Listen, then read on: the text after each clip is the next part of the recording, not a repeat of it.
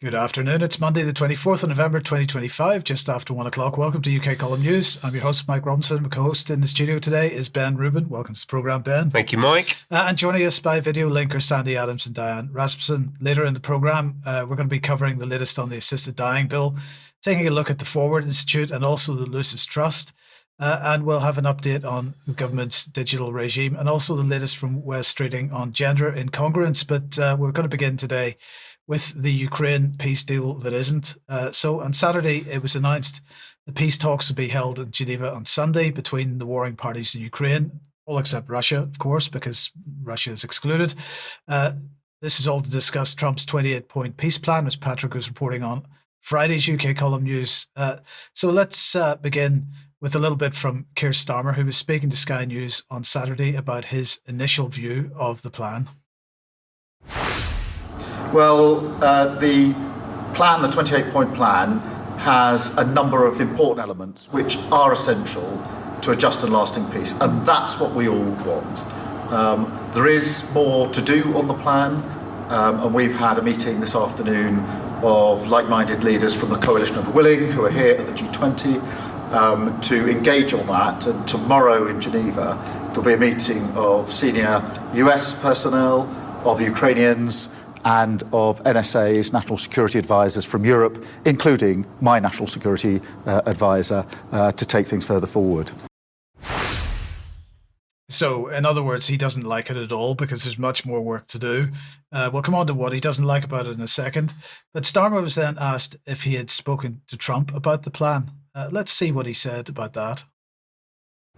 And have you spoken to President Trump yet about this peace plan personally? I talk to President Trump frequently, and I'm expecting to talk to him again in coming days. Well, Ben, the word no would have been a quicker answer to that question, wouldn't it? You can't get a straight answer out of a politician. Yeah, particularly not that one. No. Anyway, the US was represented by Special Envoy Steve Witkoff and Secretary of State Marco Rubio. No sanity available there, but then also the head of the Ukrainian President's office and the National Security Council Secretary from Ukraine were also there. And the delegation also met with European national security advisors. And as Starmer just said a moment ago, Jonathan Powell, his national security advisor, was there on behalf of his regime. So anyway, let's just have a look at as a reminder, the key points of this plan, because they include handing over to Russia areas of eastern Donbass. Crimea, Luhansk and Donetsk would be recognized as de facto Russian, including by the United States. There would also be a reduction in Ukraine's army to 600,000. Ukraine would not join NATO, although it can join the EU if it's daft enough to do that.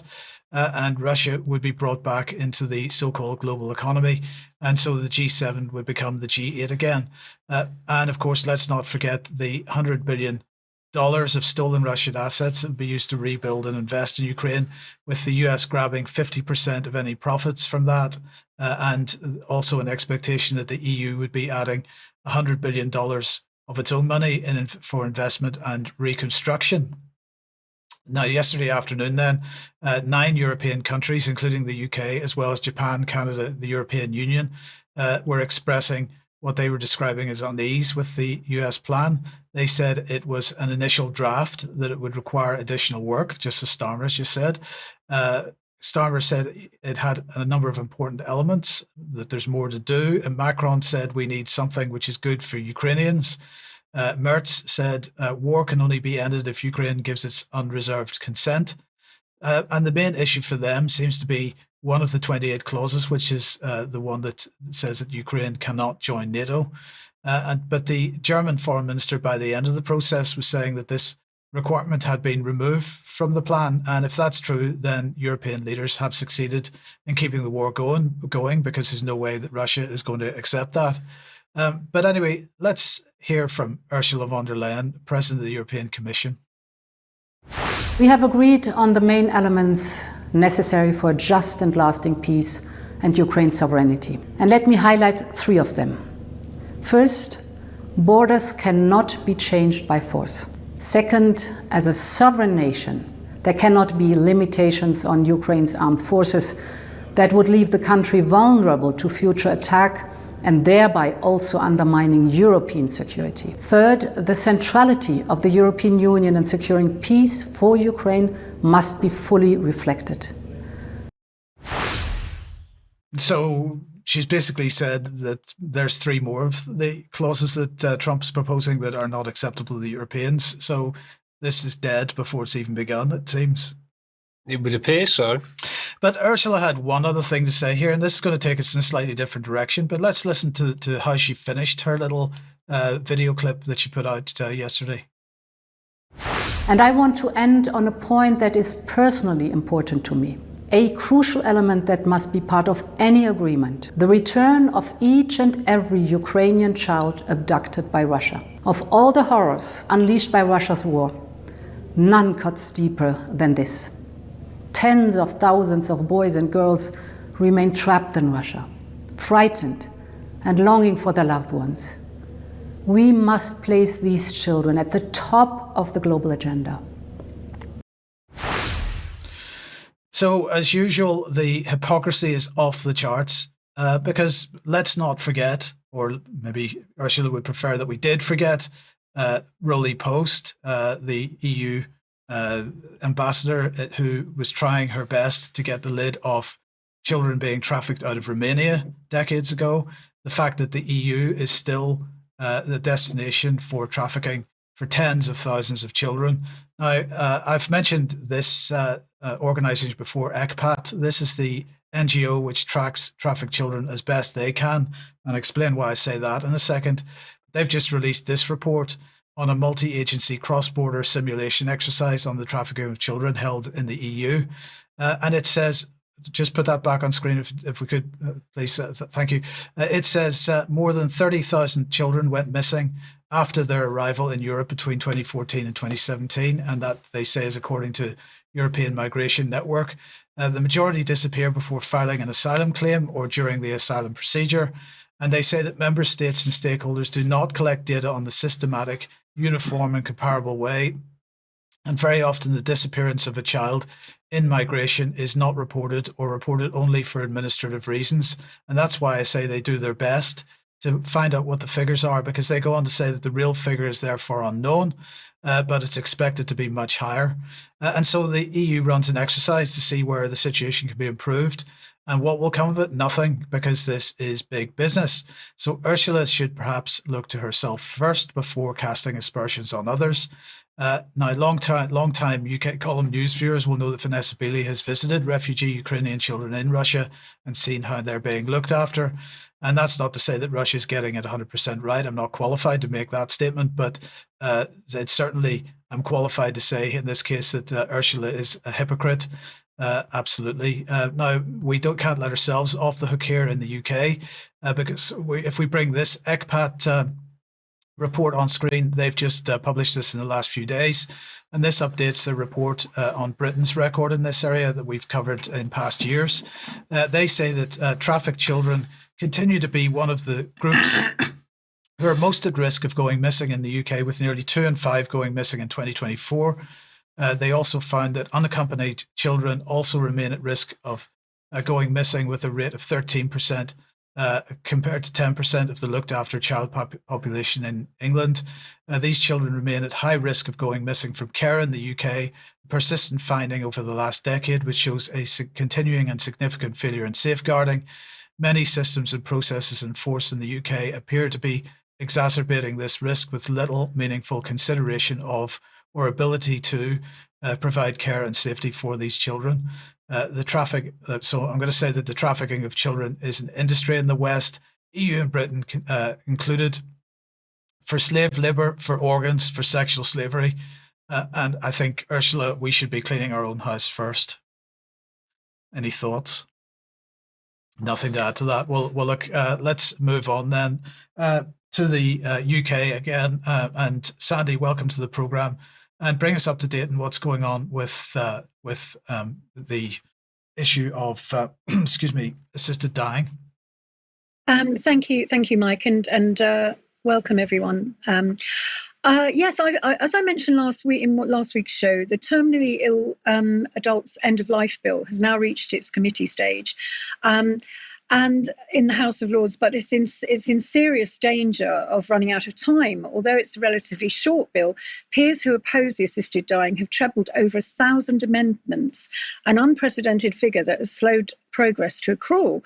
After 2 full days in committee, the Lords have barely made it past the opening clauses. In this article in The Guardian, Simon Jenkins reports his view of the unelected Lords deliberately blocking the bill and calling it an outrage. And on Hansard, they publish that they may run out of time due to the volume of amendments to get through. So with the bill only being scheduled on occasional Fridays from now on, and the parliamentary session ticking down, this flood of amendments is seen by its supporters as a deliberate tactic to choke the bill by procedurality rather than defeating a clean vote.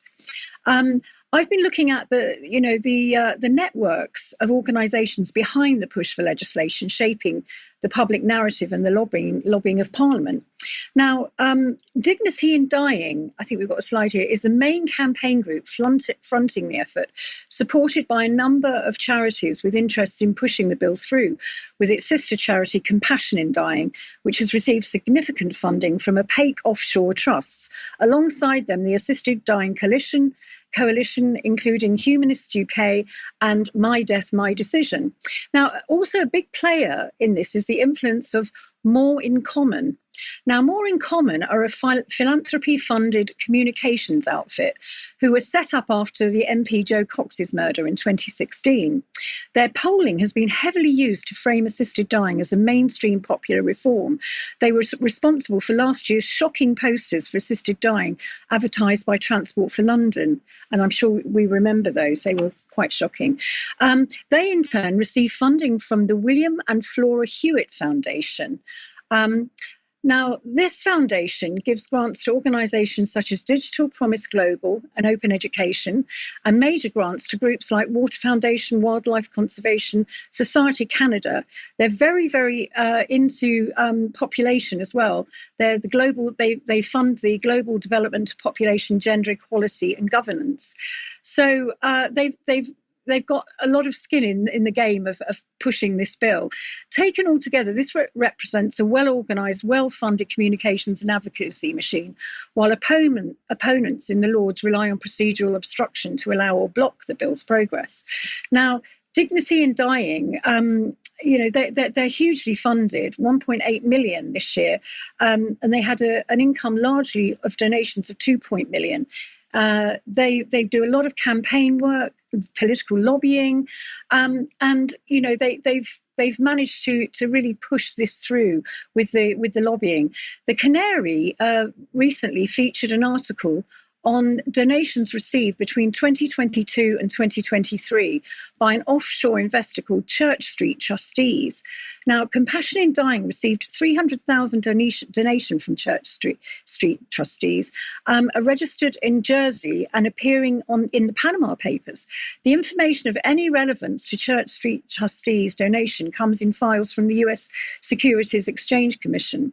It revolved around electric field cancer therapy, a corporation called Novacure, and the company is the brainchild of Yoram Palati, a professor of physiology and biophysics at the Israeli Institute of Technology. The company acts as a trustee for hundreds of offshore structures across tax havens such as British Virgin Islands, Hong Kong, and this is where they sort of lose. Everything's sort of behind, obscured by identity, wealth, and they move money without scrutiny. Much of it directly on political lobbying. This mirrors the situation in Canada, where the main pro-assisted dying organisation MAID is backed by corporate giants like Google, Suncor and Pfizer, and it's used its wealth to drive legislative change. The result has been a system where people are turning to assisted death not out of choice, but because of poverty, homelessness or lack of care. And this is what I'm sort of worried that this is being mirrored in the UK right now. Now, it's not really only the problem of clandestine donors funneling large sums of cash to the charity concealing potential ulterior motives. It's that the this huge funding from these wealthy donors gives an outside influence over policymakers and the companies manufacturing euthanasia drugs. Now, someone who's particularly outraged by the Lord's 900 plus amendments is Dame Esther Rantzen. She's actually said here that she's the 85-year-old former BBC presenter and creator of Childline in the 1980s and 90s. She says in this ITV report that the Lords are deliberately holding the bill up and sabotaging it. And here's what she says about the bill. She says the particular circumstances of the bill are up to those parliamentarians who have been looking at the bill with such care and professionalism, and we want to get it right. But don't tell me that 900 plus amendments is about getting it right. Well, maybe it is about getting it right, actually. Esther. Now, ironically, Dame Esther is living proof that the terminally ill adults end-of-life bill is flawed. She was apparently diagnosed with terminal lung cancer and given 6 months to live, but that was 3 years ago. She could have opted to die then in Switzerland. However, she appears strong enough to do a lead in this campaign, doing interviews throughout many media outlets. So anyway, let's remind ourselves of her heyday at the BBC. We have a photograph here. Yes, this is Esther in her heyday at the BBC. Now, there's so much lobbying going on. What will happen with this bill? It's in the lap of the gods, really. We'll see. Back to you. Sandi, thank you for that. Let's move on quickly. How could she have known?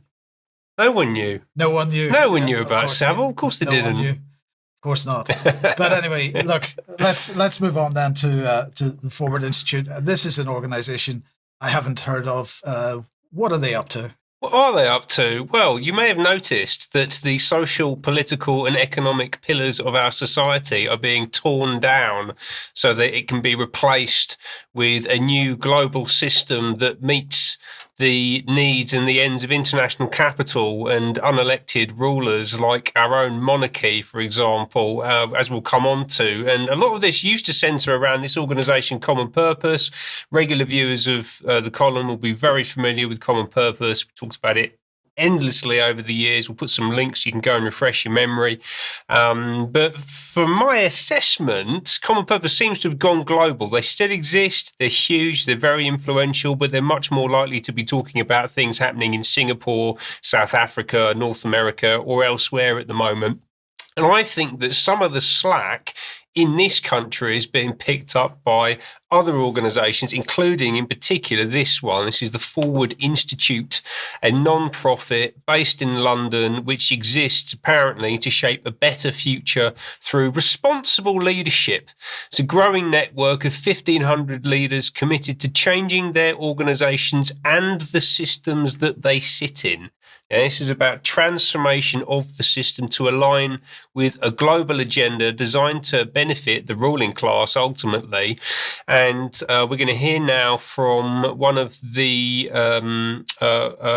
fellows from their leadership program, a lady called Sarah Gillard, about what this is all about. As a leader, you will know that we are already living in a complex, dynamic, interconnected world with a huge amount of challenges and a huge amount of opportunities.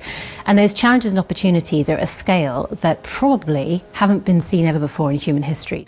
The effects of climate change and the biodiversity loss. We're dealing with the effects of social inequality, polarization, political lack of trust in systems, potentially the effects of AI, which are unknown yet. We have lived in a world for, 50, 60 years that has been generally seen as trying to create an economy that's destined to maximize financial success, financial goals.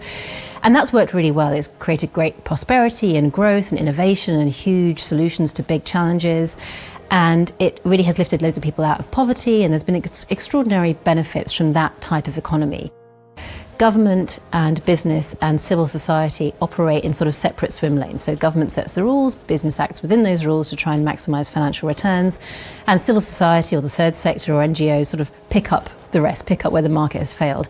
That has worked really well for a considerable number of decades, but it's unlikely to work in the future because these problems that we now face are so complex and so interconnected and so dynamic that no one organisation, whether it's business or government or civil society, can act on its own in order to solve those challenges. And the mindset that's required to do that is very different from the old way. So we're going to have to learn how to collaborate, how to find our common goals, how to work with each other using our skills and expertise from our different backgrounds, but in service of something that we're actually trying to achieve together. In service of what? Well, that's a good question. But, it's familiar territory, right? Polycrisis, everything's collapsing, climate change. We've got to do things differently. We need common goals. Maybe a common purpose. Yeah, maybe a good idea. And also this idea of business, government and civil society have got to come together and integrate into a single system, right? This is this process of integration, public-private partnership that we talk about all the time.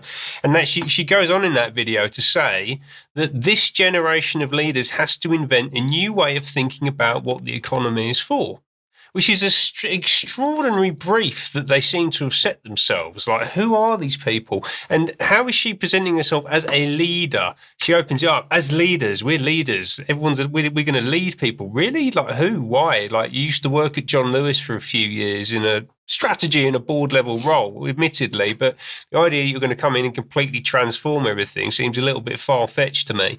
But anyway, this is how they're presenting themselves. So that was a piece of marketing material, essentially, and it was accompanied by this brochure. So I can just pull out a few of the pages so we can have a look at. So it's about, don't just navigate the future, you've got to lead the future.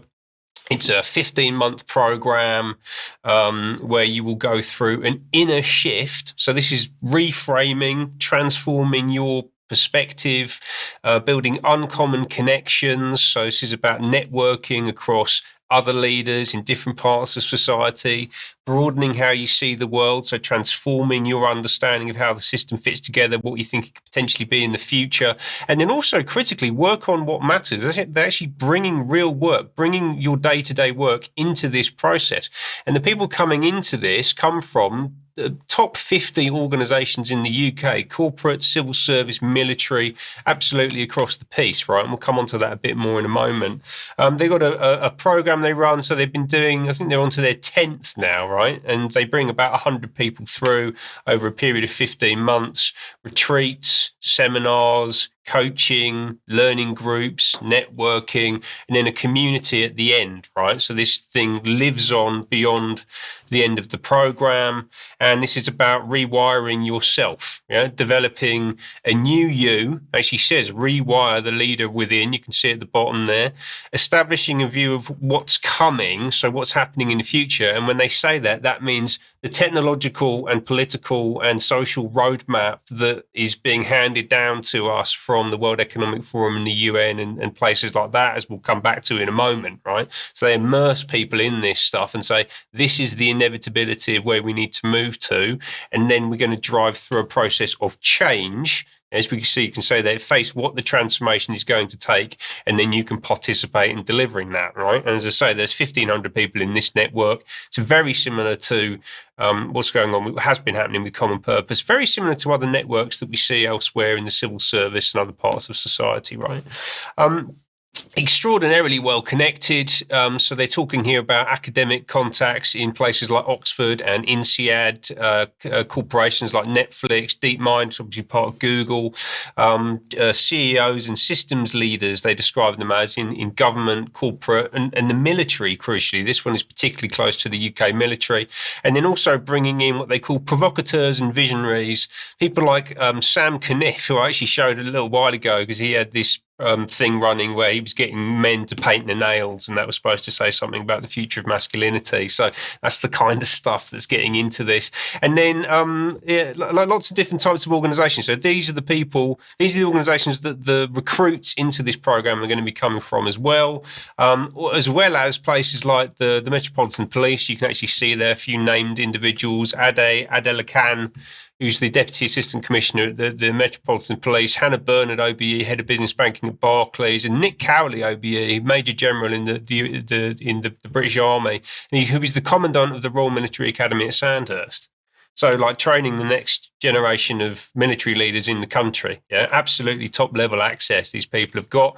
And it is transformational for them. So there's a quote here from one of the participants. The Forward Institute has had a profound impact on my perspective, and it's not an exaggeration to say that it has transformed my outlook on the world, which is crucial because they need to change people's outlook because, according to them, and I think this is certainly borne out by the facts, if you change leadership, you change everything. That's their theory of change. That's how they're going to affect change across the system. And it's ongoing. So this is the most recent cohort in Bristol last week, looking at statues that they might want to tear down at some point in the future.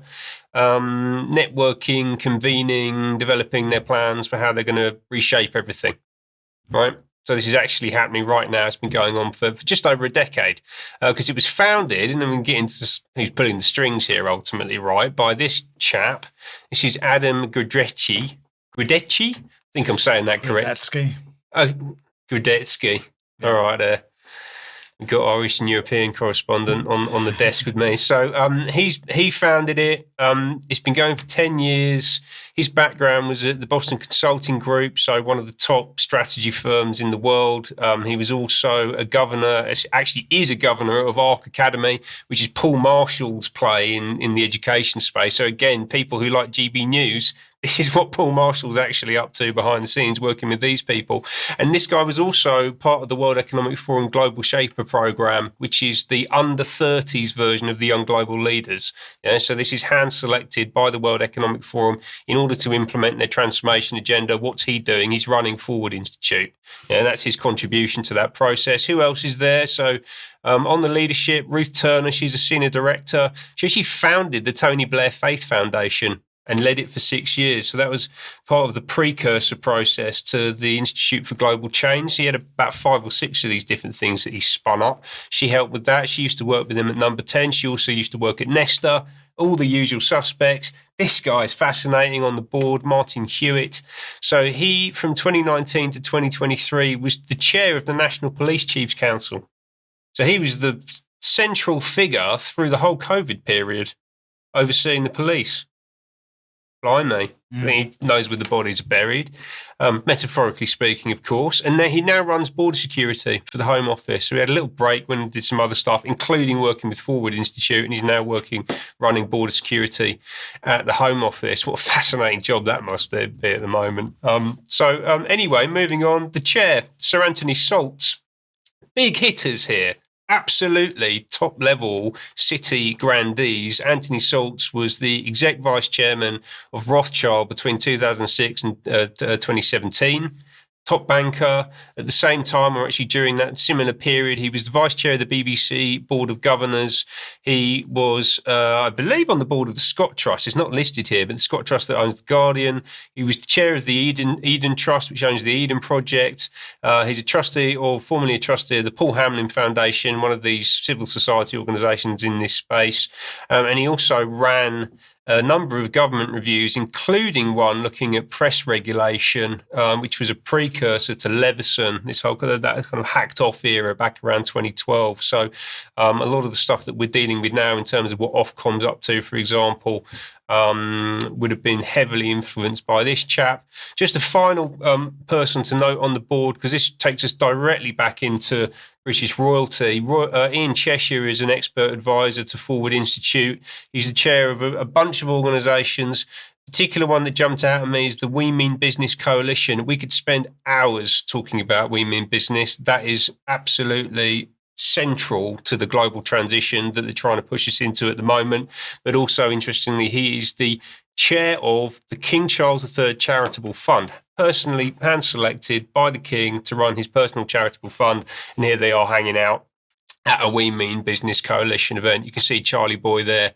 Ian Cheshire is just to the left. If anyone can give me some ideas on this crowd, I would love to know. I know a few of them, but I don't know all of them. So if anyone jumps out at you, get in touch, because I want to know exactly who's in this picture. But this is who's pulling the strings. The Forward Institute and progressing the radical transformation of the country across the piece. Amazing. Okay, well, it looked very common purpose to me. Yes. And yeah, we will talk more about this in extra, I have no doubt. Ben, thank you for that. Okay, let's say that if you like what we do here at the UK Column, if you'd like to support us, we do need your ongoing financial support. Please have a look at the front page of the website, have a look at the page that describes the ways you can support us financially. If you can't support us financially, then please do share material you find on the website, because that helps us beat the censorship system. Now, speaking of beating, I promise you Jerm has not been beaten up in this particular image. But although he should have been, because this should have gone out on Friday, and instead Weekly Banter is going out tonight. So you're going to get 2 weekly banters this week, so tonight and on Friday. But join us at 7 for that. Carl is once again speaking to Dana Burton, this time talking about a tour of Shanghai. That's at 9 p.m. this evening. Tomorrow, I'm speaking to Masako Ganaha, who is Japanese activist, shall we say, and journalist. And she's talking about Japan being stuck in the middle between the United States and China. So we'll be talking about that tomorrow. Briefly, Diane, then a couple of articles here. One, are we free? Yes, thanks, Mike, and hello, everyone. It's good to be here today. This is just a quick note about a new blog post, kind of an opinion piece that was just posted about the idea of freedom and asking if we are free in this country. This relates, it's starting with things like what happened to us in 2020 and going forward. Yes, thank you. And you're speaking with Kelly Oliver Dougal. Yes, this will be broadcast live Wednesday evening at 8 p.m. on her YouTube channel. The link should be in the show notes. And here I'm just telling my story about what happened to my academic career and what happens now that I am with UK Column full time. Okay, and Ben, you and Sandi are speaking at the weekend. We are speaking at the weekend, 29th of November. Mike Yeadon, myself, Sandi Adams. We're going to be in Stroud at the Old Convent. Starts at 2 p.m. I've been told to ask you all to bring cash. It's £17 on the door. It's going to be fantastic. I can't wait. Okay, brilliant. Thank you, Ben. Okay, let's move on then to digital matters. And we'll start off with online safety, because Ofcom's plans for charging fees for the privilege of being regulated by them have received government approval. And Liz Kendall has created a statutory instrument to enable Ofcom to start collecting the cash. Now, this is, of course, secondary legislation. This is one of the things which has been enabled by the Online Safety Act. So what they've agreed to do is to set the qualifying worldwide revenue threshold of £250 million. So basically, if you're not got a turnover of more than £250 million, you don't have to pay them any fees. But obviously that's going to capture quite a number of social media companies and other platforms. But they say that this threshold ensures that small services which fall below will not face the burdens of fee paying. And then Ofcom's proposal to exempt from paying fees any provider whose UK revenue is less than £10 million was also agreed by the government as well. Now, it's not clear yet exactly how much platforms will have to pay, but it looks like it's going to be some kind of a pay calculation based on the number of users that the platform has, with a cap of 0.05% of global profits. Now, this is a very similar idea to that being discussed or imposed by the EU. And so perhaps that's not much of a surprise, because we're keeping everything pretty much in lockstep with the EU. But in the meantime, in related news, the attack on VPN use continues to build. This time it's Twitter, or X. Now, this is something we've been speaking about for a number of weeks, but Vice is now reporting that X is going to be placing text on the profiles of anyone that uses a VPN to use X or to post there. X seems to be claiming that this is to keep people safe from foreign influence and misinformation. And they're saying that when you read content on X, you should be able to verify its authenticity. And this is critical to getting a pulse on important issues happening around the world. That's according to Nikita Beer, who's head of product at X. And she said that in October, but they've moved forward with this now. And that's what Vice was reporting on. Now, in principle, I don't have any issue with it. What I do have an issue with is the implication that VPN usage is directly to do with shady practices, criminal activity, or deliberate deception.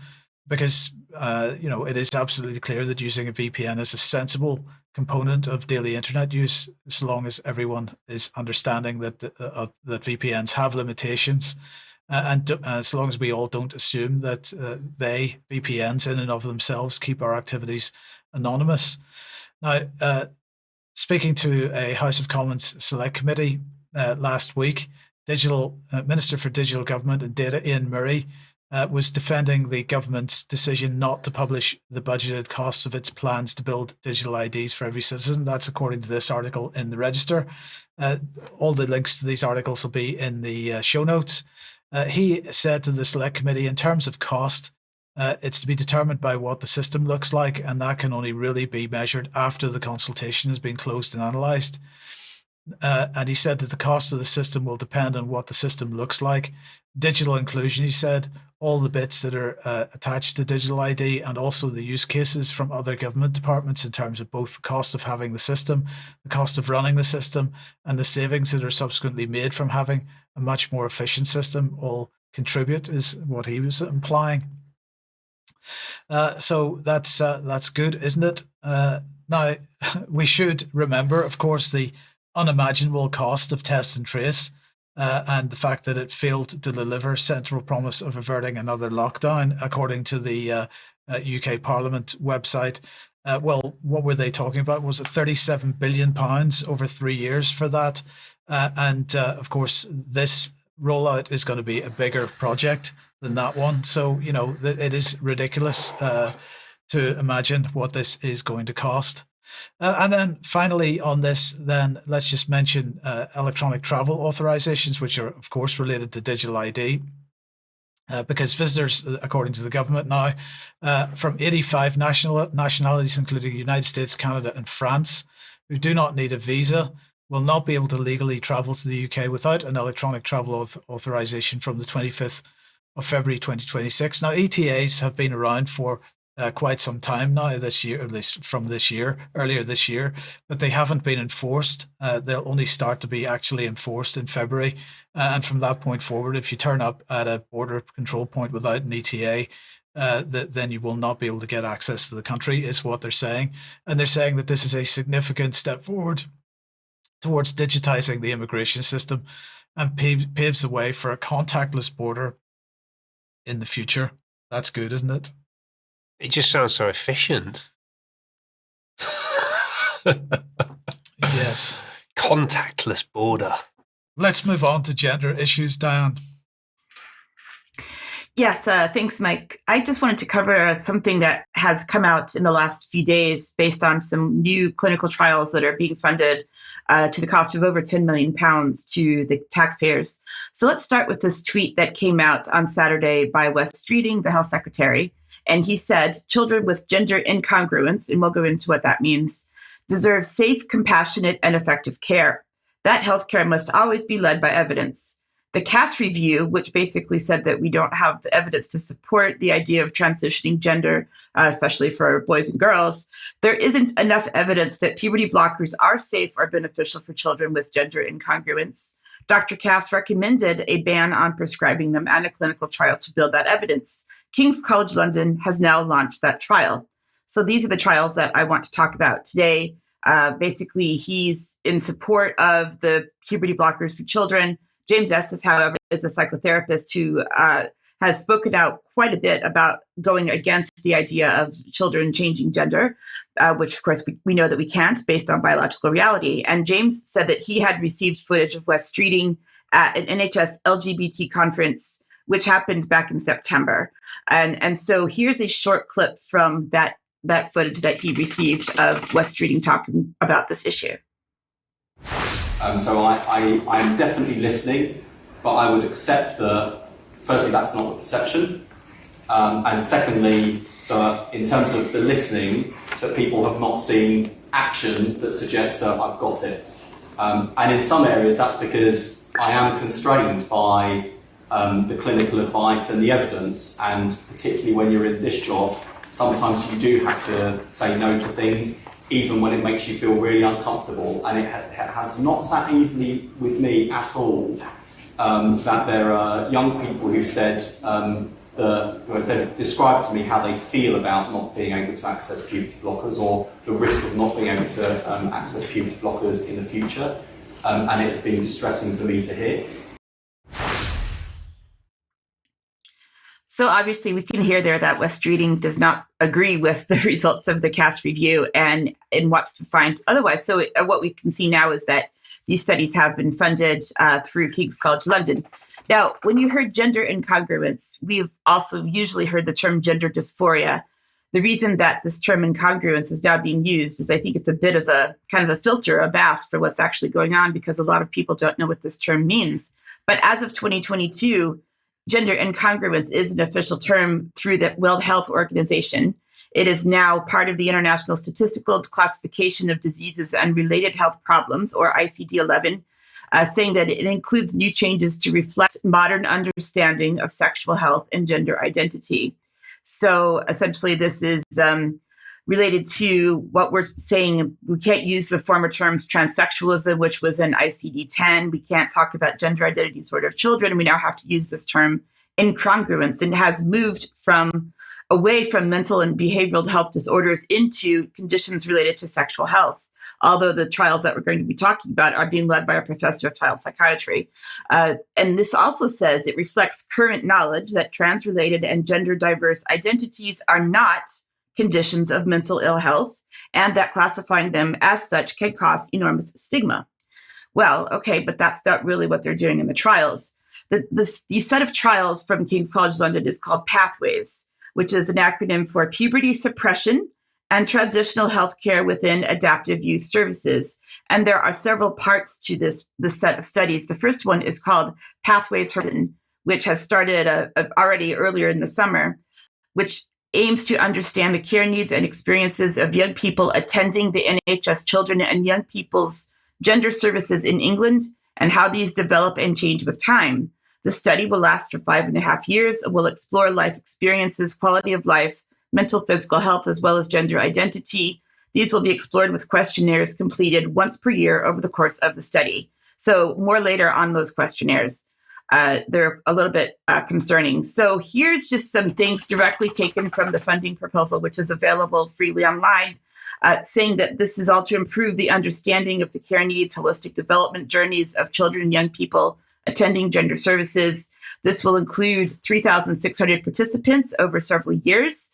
And they're doing interviews and questionnaires to understand the care options and how this influences the young people and their families. So this will last for quite a while. The second part is called Pathways Trial, which is the study that will explore how puberty-suppressing hormones impact the well-being of young people with gender incongruence. And how are they doing this? Well, they are using a clinical trial using a GnRH analogs, which is a medication or something that stimulates sort of hormonal information that is given into the body. And the one they're using in particular is something that is called decapeptyl. And the information is listed actually within this funding proposal.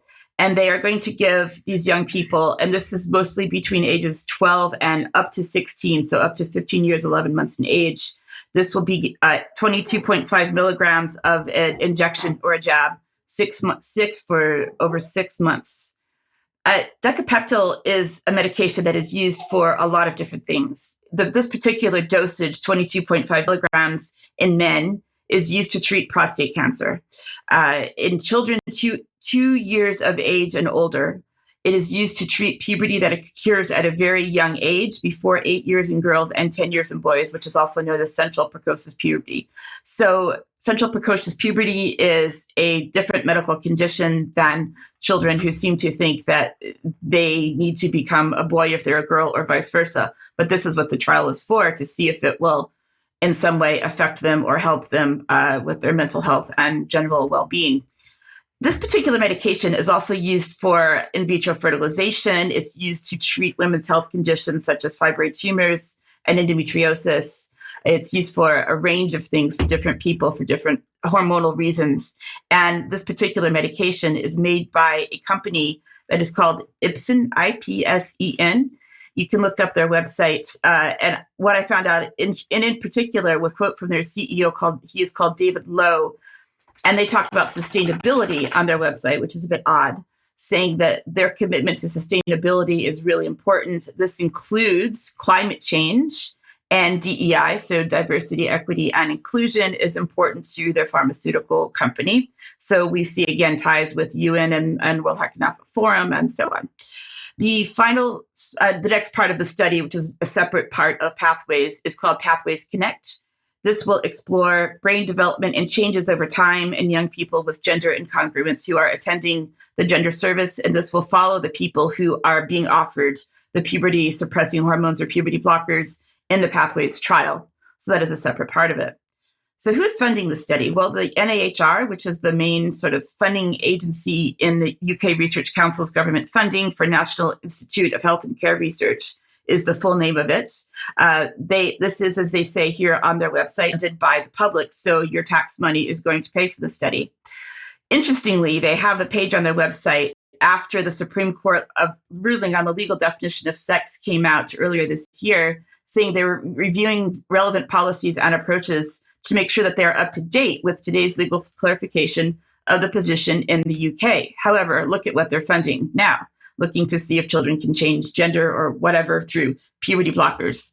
It is also funded and supported by the NHS South London and Mousley Foundation Trust, which they say provide the widest range of mental health services in the UK. So we're still seeing a mix of mental and physical health going on.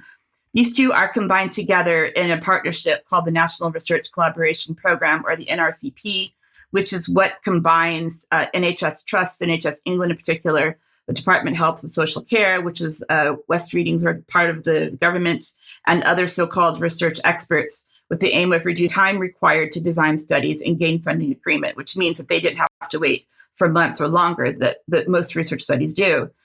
The PI, the principal investigator, the head of this entire project, her name is Professor Emily Simonoff. As I said, she's professor of child and adolescent psychiatry, not psychology, psychiatry, which is the actual area of medicine that looks at mental disorders in King's College London.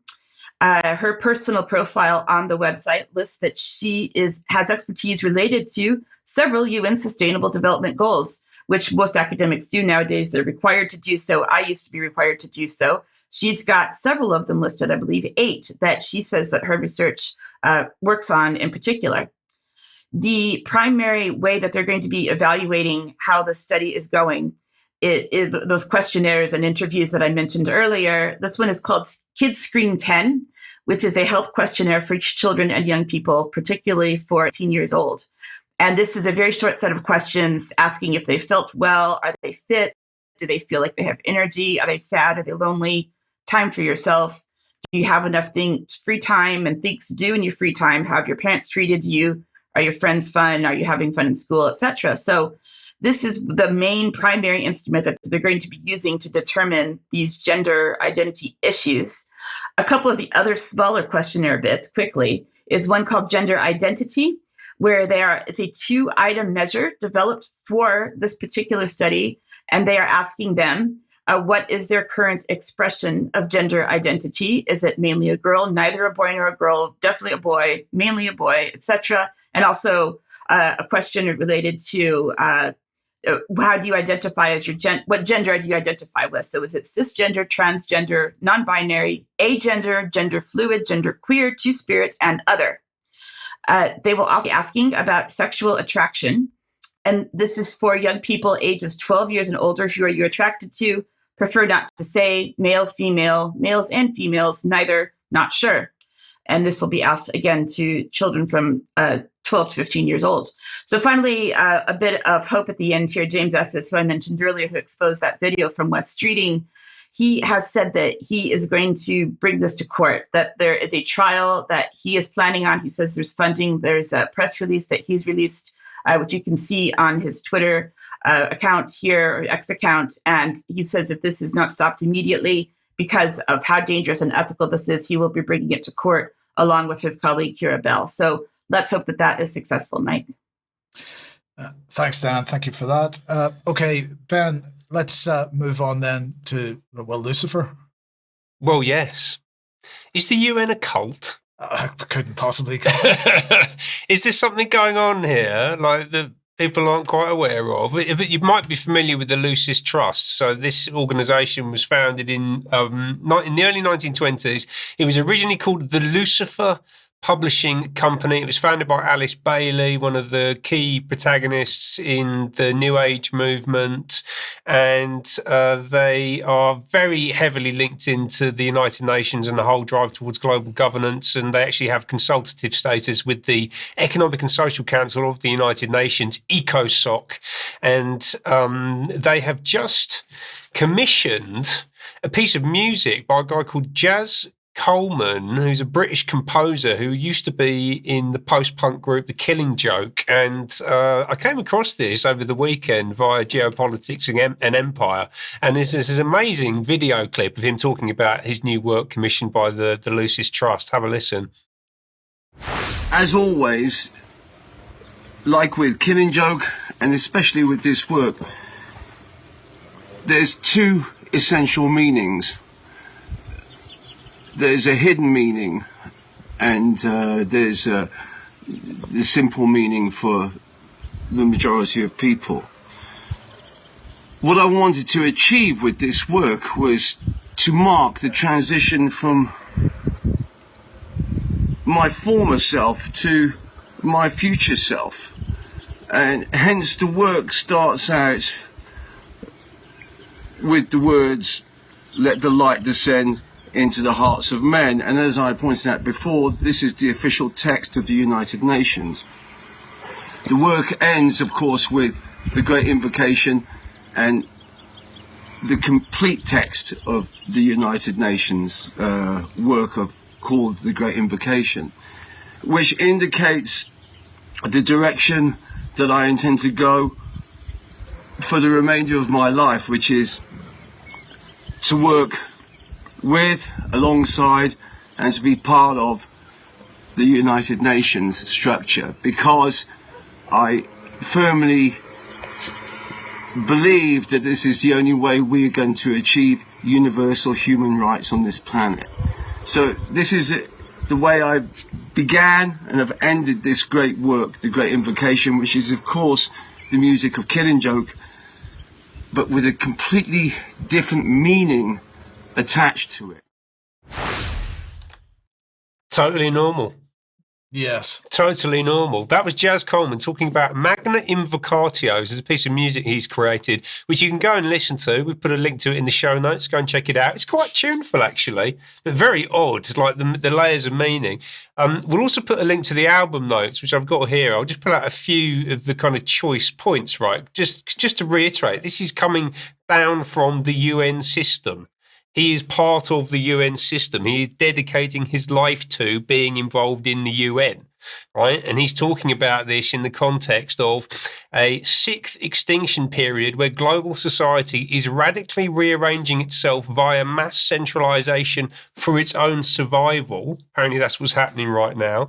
He calls it a Babel moment, as in the Tower of Babel in ancient Babylon. He's talking about the fragmentation of individualism leading to a more homogenized global collectivist society, post-democracy, the regeneration of Gaia, the introduction of smart cities, a planetary hive mind, world citizenship being the goal of the enlightened, a mega social transformation, more references to Babel, the idea that we're going to uncover new gods and hidden masters, the restoration of the ancient mysteries, and the Rosicrucian tradition he talks about in quite some detail. And then he directly references the civilizing Sumerian Babylonian influence of a system that still secretly functions today, the 36 transnational ruling super lodges, referred to as lodges, denoting their Babylonian providence, of which such notables as Mahatma Gandhi have been members.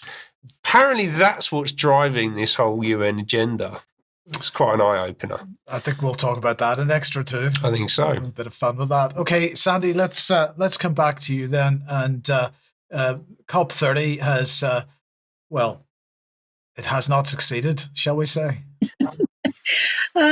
Interesting. No, United Nations Conference of the Parties, it fell short of a lot of its goals.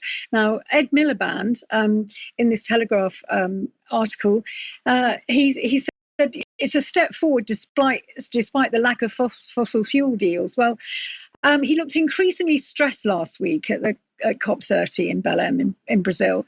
And yes, it did fall short of many of its targets. And was it successful? Well, it depends how you what you mean by success. If keeping the international climate process alive and maintaining consensus and securing tangible adaptation finance, then yes, it achieved some useful outcomes. They made a decision to at least triple adaptation finance by 2035, more money thrown at climate change. However, if success means delivering the bold emissions cuts and fossil fuel phase-out roadmap and financial clarity they needed to meet the climate emergency head-on, then COP30 fell significantly short of its goals. With dwindling delegates and other challenges, the conference didn't exactly go smoothly. On November the 20th, the penultimate day of the conference, a fire broke out in the venue of COP30, the Blue Zone pavilions in Belém. The fire forced the evacuation of the conference venue. Around 13 people were treated for smoke inhalation.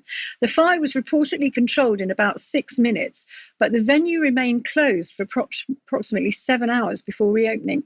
According to reports, the cause is suspected to be an electrical fault short circuit or overloading of power in one of the pavilions. The incident added to the logistical and operational circumstances of the COP30 venue, and its infrastructure wasn't really up to scratch. There were challenges also from the indigenous community regarding their land rights and the destruction of their land, not only by large corporations but also the infrastructure that the conference inflicted on the small Amazonian city of Belém. On this article from Le Monde, COP30 presents an existential issue for Indigenous people. Well, yes, it does. Now, Indigenous groups, including the Munduruku, staged peaceful protests, for example, blocking the main entrance to the Blue Zone. On November the 14th, they protested about activities threatening their territories. Large marches took place on the 15th, and thousands converged on the Great People's March in Belém, drawing attention to the indigenous rights, forest protection, and calling for more ambitious conference of the parties. Some indigenous protesters stormed or attempted to enter the restricted Blue Zone, demanding greater representation and voice. A confrontation was reported where security guards were injured.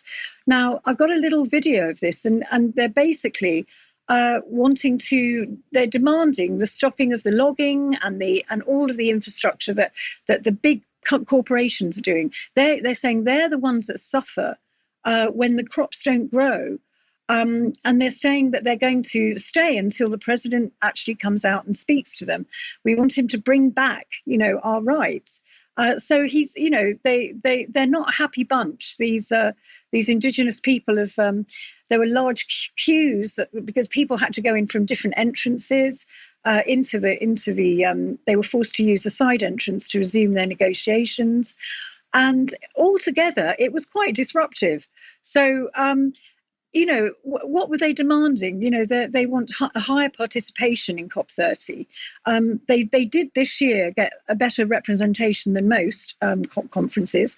However, many feel the formal outcome still falls short of giving them real power or structural change. For example, one of the indigenous activists said the COP and the UN system are not working for you. They have never really worked for you, and today they are failing you at a historic scale. So it's interesting. They, the what with the fire and the protests, it's almost indicative of how the conference really. It really did have its challenges, and it's not just about greenhouse gases and about the land and the power. It's about the people's voices that count. The fact that indigenous people in the Amazon felt compelled to storm the venue says something about the perceived gap between rhetoric and reality. And the fire incident is symbolic. It was really about infrastructural or safety issues that undermined their credibility. because the event was all about risk, resilience, and preparing for climate emergencies. But there it was all happening right there in their own conference.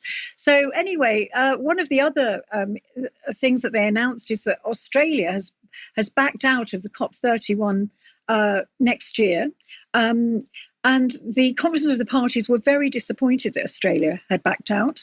They were, they apparently Turkey is now taking up the challenge, and Albanese backed down against Erdogan for all sorts of reasons, which I'm still not clear about. I've got to look into that. But apparently, it's all happening in Turkey next year.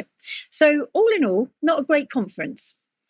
Okay, well, I'm looking forward to Turkey next year, and we can have another laugh. Sandi, thank you very much for that. Dan, let's just very quickly finish with the question of what happens when we go to the bank these days? Well, Mike, that's a good question, because not many of us can go to the bank anymore because they're closing branches all over everywhere and cutting hours of branches, as we probably have all experienced. So I just happened to find this report that was published earlier this month by the Boston Consulting Group. It's called From Branches to Bots: Will AI Agents Transform Retail Banking? Well, what's happening is that AI is going to be replacing people. I certainly don't have any branches anymore, and I guess you don't need branches if you're just going to have bots running it. And an example of what they said you might be able to see happening in the future is that your bot has been tracking everything that you spend and everything that you do. And then a bot says, for example, and this is from the report, I noticed you've spent 12% less on dining out this month compared with last. If you keep this pace, you'll reach your travel savings goal a month earlier. Want me to direct today's difference into your vacation fund? Well, that's really not up to me. That's apparently up to the bot now. And this really kind of is a scary thing, because this was something that I saw over the weekend as well, that ChatGPT, despite its best efforts, has some really terrible inaccuracies. And here we have a patient at a hospital bed asking the doctor, but why is the scar on the left if the appendix is on the right? And the ChatGPT surgeon is saying, you're absolutely right. Let me try that one more time. So I just hope this doesn't happen to our bank accounts when AI does, and that it says that we have a negative balance when we actually have a positive one, Mike. I think this is only a matter of time, Dan, and this is one of the things that people should be most aware of.